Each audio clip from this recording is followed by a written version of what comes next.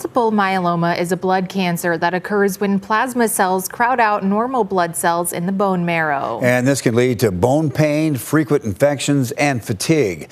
On tonight's Eye on Keloland, Tyler Louder hears from a Rapid City man who's been fighting back against his cancer for years longer than expected. Tony and Mary Corbine have been hands-on members of the community for years, working with the Club for Boys, the Hope Center, and Feeding South Dakota whenever they can. After his diagnosis, Tony Corbine was only given a few months to live without any treatments. The first couple of years were hit and miss. You know, it's kind of a shock when you hear you have 6 months to live and it's June or May, and you're like, well, maybe I'll make Christmas. But then as far as with that, I've been really, really fortunate that my body and that there are remedies out there that can keep me, prolong my life. Tony was diagnosed in Rapid City at Monument Health. After referral, he and his wife Mary headed to Mayo Clinic in Minnesota for treatments. Despite timelines moving, the idea of a final Christmas was on the mind. The numbers were changing, but you're still not sure, how long is this going to work? And there's not another option after this. So that's one thing that's so different now than it was then. But yeah, come Christmas, you want to do things normal, but you want it to sparkle a little bit. Monument Health and the Mayo Clinic were able to work together to provide the best support they could to help Tony in his battle with cancer. Both emotionally, physically, it's taxing. It's a life-changing diagnosis, and changes their life around this diagnosis, unfortunately. But we're here to support them as best as we can. And we work together as a team, both doctors, nurses, all the support staff with patients to help them achieve their goals.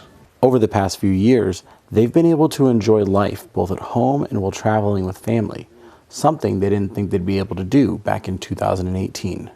So it doesn't weigh on my mind as much, other than the anxiety that I feed it.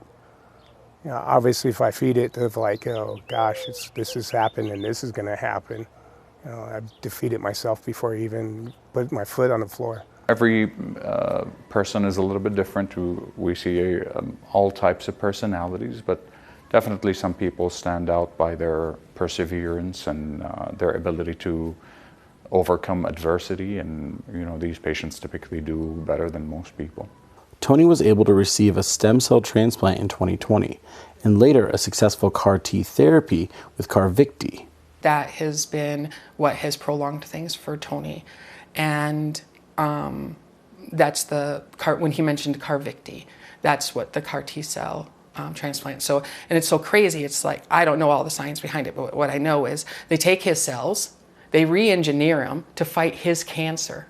And then they use that drug Carvykti to do that. You kind of see as far as what life is really like when you strip it down, minus the titles or power or friction. You get to that spot where it's just you and between you and God or the Creator, and realizing that the time that you have is make use of it. Tony has been in remission for over 2 years, and his mental health continues to improve as the need for treatments decreases. With Eye on Keloland, I'm Tyler Louder.